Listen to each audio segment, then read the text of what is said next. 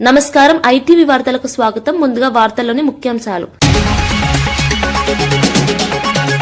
మడ అడవుల సంరక్షణపై పవన్ కళ్యాణ్ కీలక వ్యాఖ్యలు.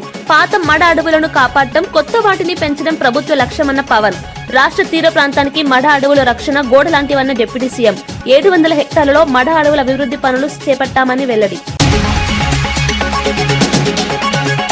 ఉర్దూ యూనివర్సిటీ భూముల అంశం ప్రభుత్వంపై కేటీఆర్ ఆగ్రహం. ఉర్దూ వర్సిటీ భూములకు సంబంధించి ప్రభుత్వం నోటీసులు. నందినగర్లో విద్యార్థులతో సమావేశమైన కేటీఆర్. కాంగ్రెస్ ప్రభుత్వం సీరియల్ స్నాచర్ గా వ్యవహరిస్తుందని వ్యాఖ్య. సికింద్రాబాద్ గుర్తింపును దెబ్బతీసే కుట్ర జరుగుతోందన్న తలసాని శ్రీనివాస్ యాదవ్. సికింద్రాబాద్ ను ప్రత్యేక కార్పొరేషన్ గా ఏర్పాటు చేయాలన్న తలసాని 11వ తేదీన కీలక సమావేశం నిర్వహిస్తామని ప్రకటన. 17న భారీ ర్యాలీ నిర్వహిస్తామన్న తలసాని.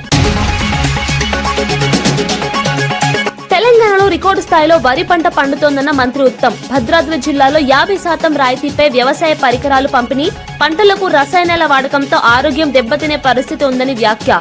ప్రకృతి వ్యవసాయంపై రాష్ట్ర ప్రభుత్వం దృష్టి సారించింది అన్న మంత్రి ఉత్తమ్ కుమార్. సుజన్ మెడికేర్ నిరుద్యోగ యువతకు ఉపాధి కల్పిస్తోందన్న సీఎం రేవంత్ రెడ్డి. పెట్టుబడులకు లాభం వచ్చేలా ప్రభుత్వ ప్రణాళికలున్నాయని వెల్లడి. రంగారెడ్డి జిల్లా రావిర్యాలలో సుజన్ మెడికేర్ సంస్థ ప్రారంభోత్సవంలో మాట్లాడిన సీఎం రేవంత్ రెడ్డి.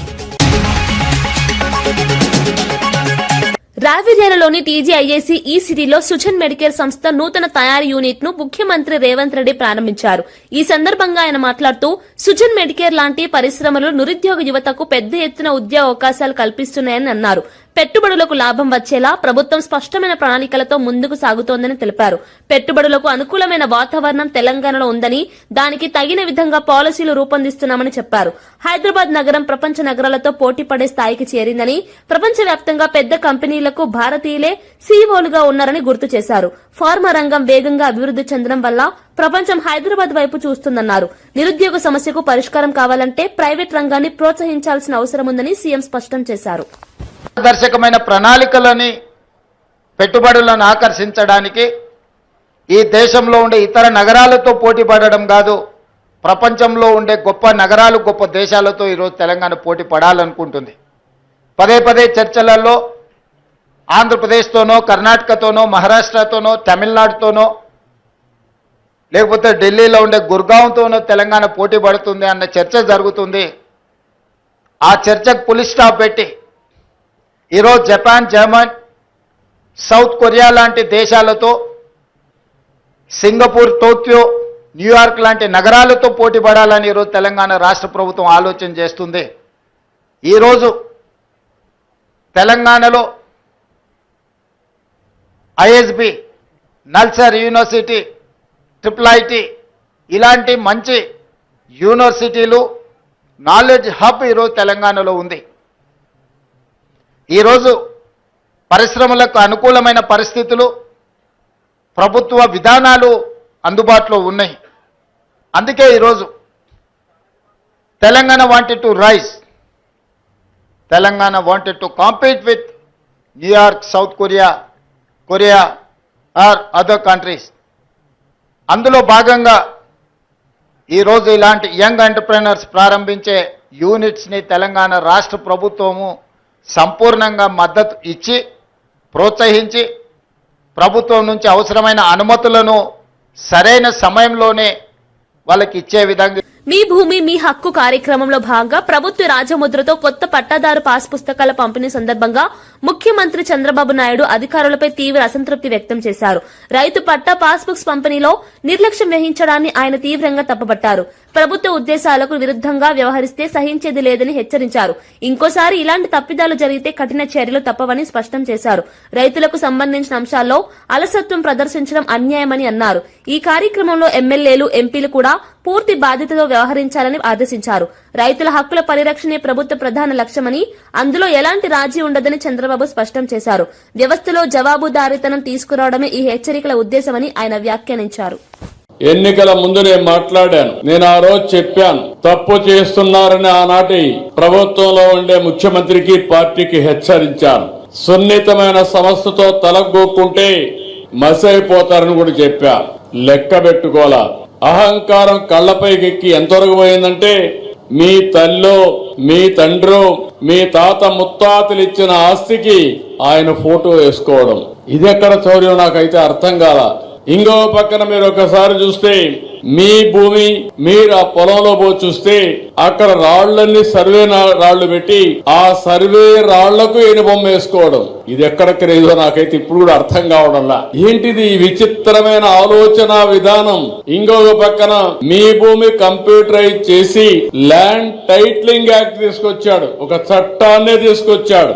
ఆ చట్టాన్ని తీసుకొచ్చి ఆ చట్టానికి అధిపతుల్ని ప్రైవేటు వ్యక్తులు పెట్టారు, గవర్నమెంట్ వాళ్ళు కాదు, ఎంఆర్ఓ కాదు. ఆయనకు నచ్చిన వాళ్ళని పెట్టుకోవడానికి పెత్తనం చేయడానికి ఆయన మనుషులు పెట్టుకున్నాడు. అంటే మీ భూమి ఆయన చేతిలో పెట్టుకుని ఆయన మనుషుల ద్వారా పెత్తనం చేసి మిమ్మల్ని కంట్రోల్ చేయాలనుకున్నాడు. నేను చెప్పి వినకపోతే నేను ఆ రోజు ల్యాండ్ టైటిలింగ్ యాక్ట్ ని పట్టాదారు పాస్ పుస్తకాన్ని దగ్ధం చేసే పరిస్థితికి వచ్చాను. మీరు అందరూ చూసుంటారు. అలాంటి పరిస్థితి తీసుకొచ్చాడు. నేను ఒకే మాట చెప్పాను, ఇంకో పక్క మీ భూములు ఆయన సొంత మనుషులు కంప్యూటర్లో పెట్టుకొని ఎక్కడో అమెరికాలో పెట్టుకున్నారు. ఏ తమ్ముళ్ళు ఊహించారా అని అడుగుతున్నా. ఒకవేళ గాని ఎలక్షన్ లో తెలుగుదేశం ఎన్డీఏ కూటమి రాకపోయింటే మీ భూములు గోయిందా గోయిందా, అవునా కాదా? ప్రభుత్వ భూములను లాక్కోవడం కాంగ్రెస్ ప్రభుత్వానికి కొత్తేమీ కాదని, రాష్ట్రంలో ప్రభుత్వం సీరియల్ స్నాచర్ గా వ్యవహరిస్తోందని బీఆర్ఎస్ వర్కింగ్ ప్రెసిడెంట్ కేటీఆర్ తీవ్ర విమర్శలు చేశారు. హైదరాబాద్ నందినగర్ లోని తన నివాసంలో మౌలానా ఆజాద్ నేషనల్ ఉర్దూ యూనివర్సిటీ విద్యార్థులతో ఆయన సమావేశమయ్యారు. ఈ సందర్భంగా యూనివర్సిటీకి చెందిన 50 ఎకరాల భూమిపై ప్రభుత్వం చేస్తున్న చర్యలపై చర్చించారు. విద్యా సంస్థల భూములను లక్ష్యంగా చేసుకుని ప్రభుత్వం కుట్రలు చేస్తుందని ఆరోపించారు. విద్యార్థుల భవిష్యత్తుతో ఆడుకోవడం తగదని హెచ్చరించారు. యూనివర్సిటీల అభివృద్ది కోసం భూములను కాపాడాల్సిన బాధ్యత ప్రభుత్వానిదేనని కేటీఆర్ స్పష్టం చేశారు. ఇలాంటి చర్యలను బీఆర్ఎస్ తీవ్రంగా వ్యతిరేకిస్తుందని తెలిపారు. మౌలానా యూనివర్సిటీలో కూడా నేను ఇవాళ పిల్లలందరికీ చెప్పాను, సరే ఈ గవర్నమెంట్ ఎట్లాగో వీళ్ళు గుంజుకునేటోళ్ళు తప్ప ఇచ్చేటోళ్ళు కాదు, కాబట్టి వాళ్ళకి ఏం చెప్పిన నేనంటే మళ్ళీ తిరిగి 2-2.5 ఏళ్లలో కేసీఆర్ గారి ప్రభుత్వం వస్తుంది. వచ్చిన తర్వాత ఇదే యూనివర్సిటీలో ఆ ల్యాండ్ లోనే ఎక్స్పాన్షన్ కి కావాల్సిన డబ్బులు కూడా అవసరమైతే స్టేట్ గవర్నమెంట్ నుంచి మేమిచ్చి మీకు అండగా నిలబడతాం. Future expansion also we will take responsibility if the central government does not act. We will add infrastructure, we will come back and we will stand by the students. And in this fight, I wish them the best. We are with you. We'll raise our voice in all forums. We'll raise our voice in Rajya Sabha where we have representation. We'll also come with you to Delhi if need be. Delhi bhi aayenge aur union government se bhi sawal karenge ki kyun kar rahe ho aap ye sab. తీర ప్రాంత భద్రత, పర్యావరణ పరిరక్షణలో మడ అడవుల ప్రాధాన్యత ఎంతో కీలకమని AP deputy CM Pawan Kalyan స్పష్టం చేశారు. రాష్ట్ర అటవీ పర్యావరణ శాఖ ఆధ్వర్యంలో విజయవాడలో నిర్వహించిన మడ అడవుల పెంపుదల, సుస్థిర ఆదాయం అంశంపై జాతీయ స్థాయి వర్క్ షాప్ లో ఆయన ముఖ్య అతిథిగా పాల్గొన్నారు. సముద్రపు అలలు, తుఫాన్లు, ప్రకృతి వైపరీత్యాల నుంచి తీరాన్ని కాపాడే సహజ రక్షణ కవచం మడ అడవులేనని అన్నారు. 1052 కిలోమీటర్ల పొడవైన ఏపీ తీర ప్రాంతానికి ఇవి రక్షణ గోడ లాంటివని పేర్కొన్నారు.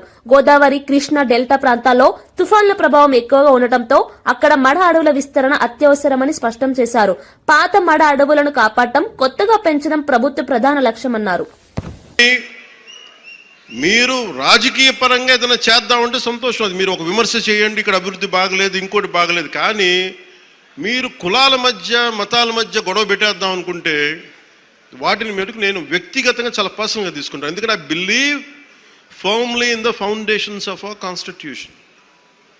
నేను రూల్లే మాట్లాడతా, రూల్నే అప్లై చేస్తా. అది దయచేసి ఉన్నతాధికారులందరూ, అది మీరు కలెక్టర్ గారు కావచ్చు, ఎస్పీ గారు కావచ్చు, మీరు ప్లీజ్ అది మీరు చాలా ఫర్మ్గా అప్లై చేయండి. అది నేను స్వయాన ముఖ్యమంత్రి గారే మేము తప్పు చేసినా మాకు కూడా అప్లై చేయండి అని మేము శాసనసభలో చెప్పి we are bounded by that word. అందుకని ఎవ్వరు కూడా వ్యవస్థకు అతీతులు కాదు, నాతో సహా. అందుకని దాని దృష్టిలో మేము వ్యవస్థకు లోబడి ఉంటాం, మేము వ్యవస్థకు లోబడి రెచ్చగొడతామంటే దానిని ఎలా హ్యాండిల్ చేయాలో, ఎందుకంటే అక్కడ దాకా దృష్టి పెట్టలే, చాలా సంయమనంతో ఉన్నాను నేను. మీరు పిఠాపురంకు వచ్చి గొడవలు పెడదామంటే నేను ఇక్కడ కూర్చొని మొత్తం ఏరేస్తాను, అందరిని గుర్తుపెట్టుకోండి.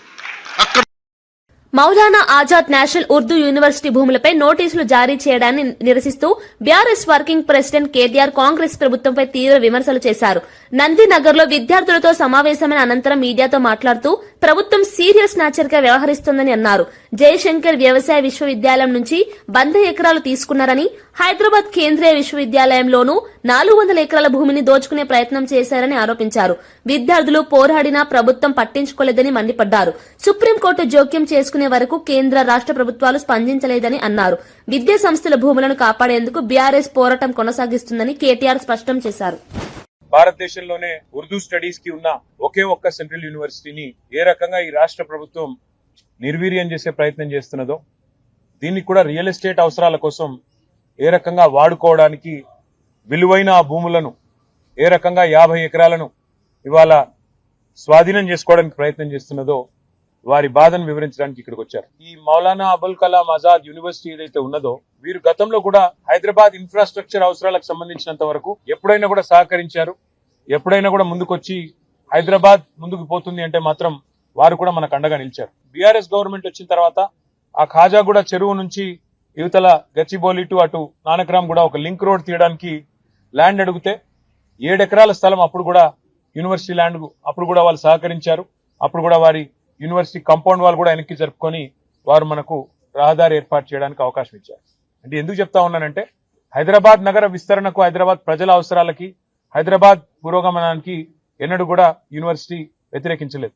కానీ ఈ రోజు యూనివర్సిటీ పిల్లలందరూ కూడా ఇక్కడ ఎందుకు వచ్చారు అంటే, అసలు సెంట్రల్ యూనివర్సిటీ వచ్చిందే హైదరాబాద్ కి తెలంగాణ మొదటి దశ పోరాటం తర్వాత. ఇక్కడి విద్యార్థులకు, ఇక్కడి ప్రజలకు ఇచ్చిన హామీల్లో భాగంగా హైదరాబాద్ సెంట్రల్ యూనివర్సిటీని ఏర్పాటు చేశారు.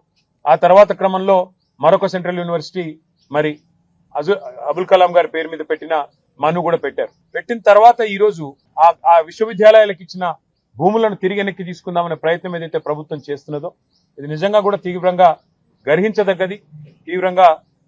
భద్రాద్రి కొత్తగూడెం జిల్లా అశ్వరావుపేట వ్యవసాయ కళాశాలలో నిర్వహించిన రైతు మేళా కార్యక్రమంలో తెలంగాణ మంత్రులు తుమ్మల నాగేశ్వరరావు, ఉత్తమ్ కుమార్ రెడ్డి పాల్గొన్నారు. ఈ సందర్భంగా 2 కొత్త వ్యవసాయ పథకాలను ప్రారంభించారు. బీఆర్ఎస్ పాలనలో నిర్లక్ష్యానికి గురైన వ్యవసాయ యాంత్రీకరణ పథకాన్ని మళ్లీ ప్రారంభించినట్లు మంత్రులు తెలిపారు. ఈ కార్యక్రమంలో 350 మంది రైతులకు 1.7 కోట్ల విలువైన యాంత్రీకరణ పరికరాలను పంపిణీ చేశారు. ఆధునిక యంత్రాలతో సాగు వ్యయం తగ్గి దిగుబడి పెరుగుతుందని వారు పేర్కొన్నారు. రైతుల ఆదాయం పెంచడమే ప్రభుత్వ లక్ష్యమని, అందుకోసం సాగునీరు, యాంత్రీకరణ, మార్కెటింగ్ పై ప్రత్యేక దృష్టి పెట్టామని తెలిపారు. వ్యవసాయ రంగాన్ని లాభసాటిగా మార్చేందుకు కాంగ్రెస్ ప్రభుత్వం కట్టుబడి ఉందని మంత్రులు స్పష్టం చేశారు. అని చెప్పి సెంట్రల్ వాటర్ కమిషన్, కేంద్ర ప్రభుత్వం మాకు లిఖిత పూర్వకంగా తెలియజేయడం జరిగింది. మన కాంగ్రెస్ ప్రభుత్వం వచ్చిన తర్వాతనే గోదావరి నదీ జలాలపై కానీ, కృష్ణా నదీ జలాలపై కానీ మనకి రావాల్సిన లీగల్ రైట్, నీటి హక్కులపై మనం అన్ని విధాలుగా పోరాటం చేసి సమర్థవంతంగా ముందుకు పోతున్న విషయాన్ని మనం చేస్తున్నాం. ఆనాడు కృష్ణా నదీ జలాలు ఆంధ్రప్రదేశ్ కి 66% వాటా, మనకు 34% వాటానే సరిపోతాయని చెప్పి ఆనాటి బీఆర్ఎస్ ప్రభుత్వం లిఖితపూర్వకంగా 10 ఏళ్ల పాటిస్తే, మేము వచ్చిన తర్వాత అది కరెక్ట్ కాదు, క్యాచ్మెంట్ ఏరియా, బేసిన్ పారామీటర్ తీసుకొని కృష్ణా నదీ జలాల్లో తెలంగాణ రాష్ట్రానికే 71% వాటా ఇవ్వాలని చెప్పి ట్రిబ్యునల్లో కానీ ఇతర ఫోరంలో కానీ మేము పోరాటం చేస్తున్నాము. కట్టిన ఒక్క ప్రాజెక్టు కూలిపోయిన విషయం మీకు తెలుసు. మేడిగడ్డ, అన్నారం, సుందిల్లా ఏదో పిచ్చి పిచ్చి మాటలు మాట్లాడుతుంటారు. పూర్తిగా డిజైన్ లోపం, నిర్మాణంలో లోపం, మెయింటెనెన్స్ లోపం, బ్యారేజ్లో ఆ స్థాయిలో నీళ్లు నింపొద్దు అని చెప్పి నిపుణులు ఇచ్చినా ఆ రోజు ఆ ప్రభుత్వం నిర్లక్ష్యం వహించి అసమర్థత, చేతగానితనం మరితో ఆ బ్యారేజీలు కూలిపోయినాయి. ఏ స్థాయిలో గోదావరి నదీ జలాలపై వాళ్ళు కట్టిన ప్రాజెక్టులు ఏమేనో ఈ తెలంగాణ ప్రజానీకం అందరూ కూడా తెలుసుకోవాలని చెప్పి మనం చేస్తున్నాం. సీతమ్మ సాగర్ బ్యారేజ్ కానీ, సీతారాం సాగర్ ప్రాజెక్టు కానీ పూర్తి స్థాయిలో పూర్తి చేసి ఉమ్మడి ఖమ్మం జిల్లాకి మీరు పుష్కలంగా గోదావరి నదీ జలాలు తీసుకొస్తామని చెప్పి సభాముఖంగా మీకు మాటిస్తూ ముగిస్తున్నాను. జై హింద్, జై కాంగ్రెస్. 10 లక్షల ఎకరాలకి గోదావరి జలాలతోటి, పచ్చగా పామాయిల్ తోటి పరవడిల్లాల నా రైతు సోదరులు చిరునవ్వుతోటి వాళ్ళ జీవితకాలం ఏ రకమైనటువంటి లోటు లేకుండా వ్యవసాయం సాగాలనే ఏకైక కోరికతోటి ఆ ప్రాజెక్టుని ప్రారంభించాం. తెలంగాణకి ఆయిల్ ఫామ్ ఉంది, దాన్ని ప్రోత్సహించి 32-33 జిల్లాల్లో, హైదరాబాద్ తప్ప మిగతా అన్ని జిల్లాల్లో మనం ఆయిల్ ఫామ్ ను ప్రోత్సహిస్తున్నాం. అశోక్ నగర్ లో సినిమా థియేటర్ ఓపెనింగ్ కు వెళ్తున్న ముఖ్యమంత్రి రేవంత్ రెడ్డిపై బీఆర్ఎస్ నేత హరీష్ రావు తీవ్ర వ్యాఖ్యలు చేశారు. అదే అశోక్ నగర్ లో నిరుద్యోగులను కలిసే ధైర్యం ఉందా అని ఆయన సవాల్ విసిరారు. ఎన్నికల సమయంలో రాహుల్ గాంధీతో కలిసి 2 లక్షల ఉద్యోగాలు ఇస్తామని హామీ ఇచ్చారని గుర్తు చేశారు. థియేటర్ పక్కనే ఉన్న సెంట్రల్ లైబ్రరీకి వెళ్లి అక్కడ చదువుతున్న నిరుద్యోగులతో మాట్లాడాలని సూచించారు. ఇటీవల అసెంబ్లీలో శ్రీధర్ బాబు అందరికీ ప్రభుత్వ ఉద్యోగాలు ఇవ్వలేమని చెప్పడం నిరుద్యోగులను నిరాశపరిచిందని విమర్శించారు. జాబ్ క్యాలెండర్ పేరుతో జాబ్లెస్ క్యాలెండర్ ఇచ్చారని భట్టి విక్రమార్కపై కూడా వ్యాఖ్యలు చేశారు. హామీలు అమలు చేయకుండా ప్రజలను మభ్యపెడుతున్నారని హరీష్ రావు మండిపడ్డారు. గవర్నమెంట్ ఉద్యోగాలు ఇస్తామన్నారు. నిన్న అసెంబ్లీలో మంత్రి శ్రీధర్ బాబు గారు చెప్తున్నారు, గవర్నమెంట్ ఉద్యోగాలు ఆడుంటాయి బై, ప్రైవేట్ నౌకరు చేసుకోపోయి అందరి గవర్నమెంట్ ఉద్యోగాలు ఇచ్చి సాధ్యమవుతుందా, ఇది కాదు అని చేతులు ఎత్తేసి, భట్టి విక్రమార్క గారేమో జాబ్ క్యాలెండర్ అని చెప్పి జాబ్ క్యాలెండర్ పెట్టి జాబ్లెస్ క్యాలెండర్ చేసేసింది దాన్ని. ఇప్పుడు నిన్న మొన్న దిల్సుఖ్ నగర్ లో పిల్లలు పాపం ఏమైనాయి మా 2 లక్షల ఉద్యోగాలు, ఏమైంది మా జాబ్ క్యాలెండర్ అని అడిగితే వాళ్ళ ఈపులని వాయగొట్టేసి, ఇప్పుడేమో ఈయన అశోక్ నగర్ పోయి సినిమా టాకీస్ ఇనాగ్రేషన్ చేస్తారట. నేను రేవంత్ రెడ్డి డిమాండ్ చేస్తున్నా, సరే సినిమా టాకీస్ కు పోతావా, యాడికి పోతావో నీ ఇష్టం, నేను దాని గురించి మాట్లాడా. కానీ అదే అశోక్ నగర్ లో నువ్వు ఇనాగ్రేట్ చేసే సినిమా థియేటర్ పక్కనే అశోక్ నగర్ సెంట్రల్ లైబ్రరీ ఉంది. అక్కడికి వెళ్లి పిల్లలకు ఆనాడు నువ్వు ఏం మాట ఇచ్చినవో, ఎన్ని ఉద్యోగాలు ఇచ్చినవో దాని సంగతి చెప్పు. కూటమి ప్రభుత్వంపై వైఎస్ జగన్ చేస్తున్న ఆరోపణలు పూర్తిగా అసత్యమని మంత్రి ఆనం రామనారాయణ రెడ్డి తీవ్రంగా ఖండించారు. రాజకీయంగా ఉనికిని కాపాడుకునేందుకే జగన్ ఇటువంటి వ్యాఖ్యలు చేస్తున్నారని ఆయన అన్నారు. ప్రజా సమస్యలపై మాట్లాడే స్థితిలో జగన్ లేరని విమర్శించారు. గత పాలనలో జరిగిన తప్పిదాలను కప్పిపుచ్చుకోవడానికి ఇప్పుడు నిందారోపణలు రాజకీయాలు చేస్తున్నారని ఆరోపించారు. కూటమి ప్రభుత్వం ప్రజల సంక్షేమమే లక్ష్యంగా ముందుకు సాగుతోందని, అభివృద్ది కార్యక్రమాలతో ప్రజల్లో విశ్వాసం పెరుగుతోందని తెలిపారు. జగన్ వ్యాఖ్యలకు ప్రజలు ఇప్పటికే తగిన సమాధానం చెప్పారని, ఇకపై కూడా అలాంటి రాజకీయాలకు స్థానం ఉండదని ఆనం రామనారాయణ రెడ్డి స్పష్టం చేశారు. నువ్వేమన్నా మనిషివా? నువ్వు అసలు మానవుడివేనా? మానవ జీవితంలో ఉన్నావా నువ్వు? ఇంత అవామనీయమైనటువంటి చేష్టలు నువ్వు చేస్తూ ఇంకా నా పార్టీ నేను వస్తే అంటున్నావు. ఏడ నువ్వు వచ్చేది? ఎక్కడ వస్తావు? నువ్వు రానియడానికి ప్రజలు సిద్ధంగా లేరు. నువ్వు వస్తే అనేదానికి ట్రయల్ చూడు. ఇప్పుడు 11 నియోజకవర్గాలు రాజీనామా చేసి ప్రయత్నం చేద్దాం. ఇంత సిగ్గుమాలిన వికృతమైనటువంటి రాజకీయ చేష్టలతో ఇవాళ రాజకీయాలు అనేవే అసలు మనం ఎందుకున్నామా అనే పరిస్థితి వస్తుంది. ఇంకొక తరం రాజకీయానికి దూరం అయ్యే పరిస్థితి వచ్చింది. మంచి చేస్తామన్న ఆలోచనలు కూడా మనకు వద్దబ్బా ఈ చెడ పురుగులతో. ప్రసాదంలా కాదు నత్తలు ఉండింది, మీరు నత్తల్లా తయారయ్యారు, జలగల్లా తయారయ్యారు.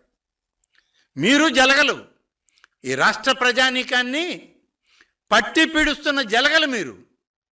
ఆ రక్తాన్ని దాగి ఆనందపడుతున్నారు. ఏపీ హోంమంత్రి వంగలపూడి అనిత తిరుమల శ్రీవారిని దర్శించుకున్నారు. వీఐపీ ప్రారంభ విరామ దర్శన సమయంలో ఆమె స్వామివారి సేవలో పాల్గొన్నారు. ఆలయ సంప్రదాయాల ప్రకారం పూజలు నిర్వహించి శ్రీవారి ఆశీస్సులు తీసుకున్నారు.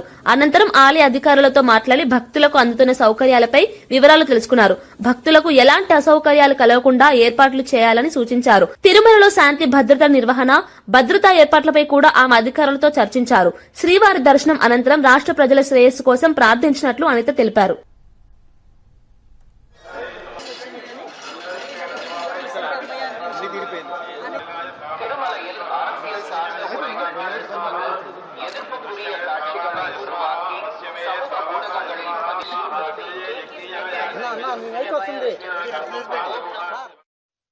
సమర్థవంతమైన నిర్వహణతో వైకుంఠ ద్వార దర్శనాలను విజయవంతంగా పూర్తి చేసినట్లు టీటీడీ చైర్మన్ బీఆర్ నాయుడు తెలిపారు. భక్తులకు ఎలాంటి ఇబ్బందులు కలగకుండా అన్ని ఏర్పాట్లు చేసినట్లు చెప్పారు.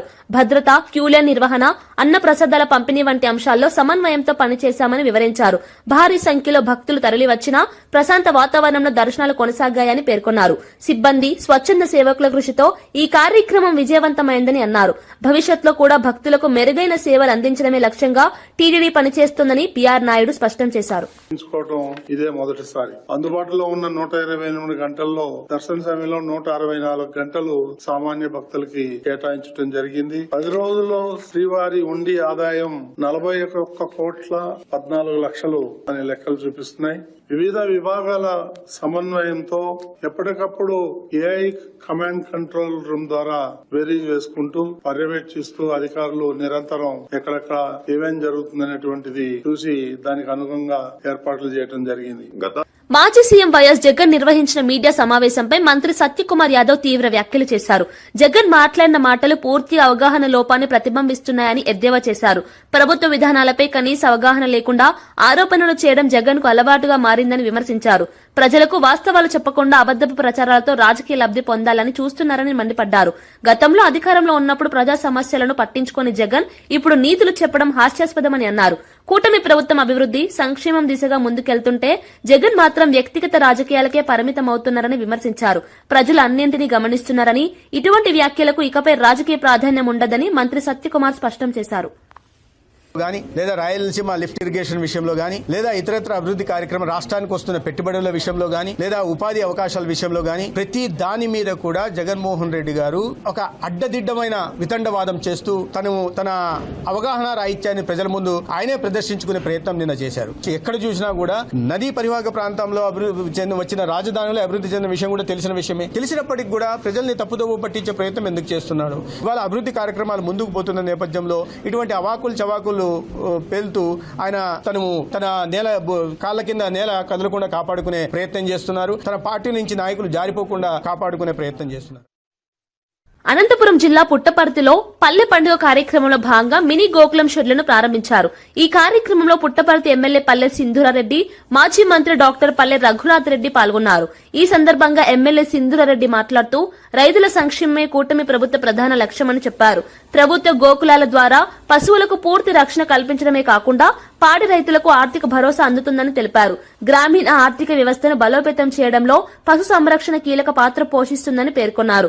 పల్లె పండుగ వంటి కార్యక్రమాల ద్వారా రైతుల విశ్వాసం పెరుగుతోందని, భవిష్యత్తులో మరిన్ని సంక్షేమ కార్యక్రమాలు అమలు చేస్తామని హామీ ఇచ్చారు.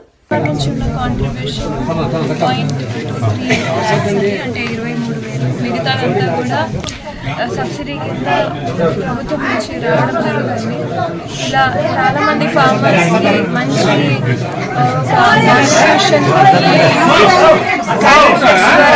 షెడ్స్ కట్టుకుని అందరూ క్యాటిల్ రేరింగ్ వైపు మొగ్గు చూపాలని రైతులకు సహాయం చేయాలని ఆలోచన చేత గోకులాలు ఇవ్వడం జరిగింది. దాదాపు 230 పైచీలు గోకులాలు శాంక్షన్ చేసినాము. రెండవ దశలో కూడా కొన్ని శాంక్షన్ చేయబోతున్నాము. పెమలకుంటపల్లి తాండాలో శంకర్ నాయక్ అనే వ్యక్తికి 2,30,000తో ఈ మంచి క్యాటర్ షెడ్ ఇచ్చాము. ఇది రైతులకు చాలా ఉపయోగకరంగా ఉంటుంది.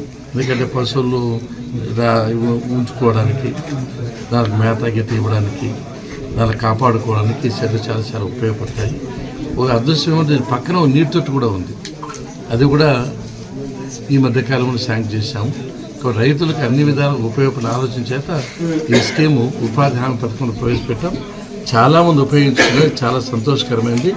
ఈ ప్రభుత్వం వచ్చిన తర్వాత ప్రతి ఒక్క విషయంలోనూ రైతులకు ఏ విధంగా సాయం చేయాలి ఆలోచన చేస్తూ వస్తుంది. దానిలో భాగంగానే ఈ క్యాటర్ షెడ్ ఇచ్చిన సందర్భంగా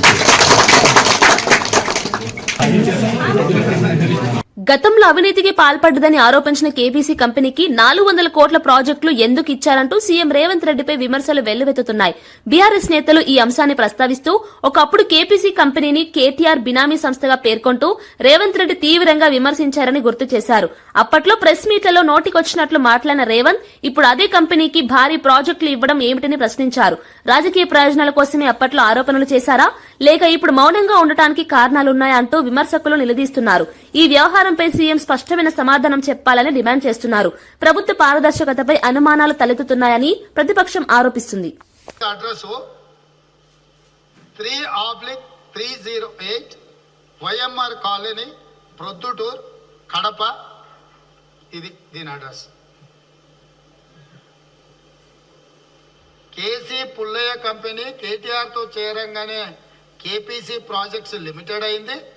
దీని రిజిస్టర్డ్ అడ్రస్ విజయవాడ, దీన్ని నమోదు చేసుకున్న అడ్రస్సు ప్రొద్దుటూరు, కడప జిల్లా.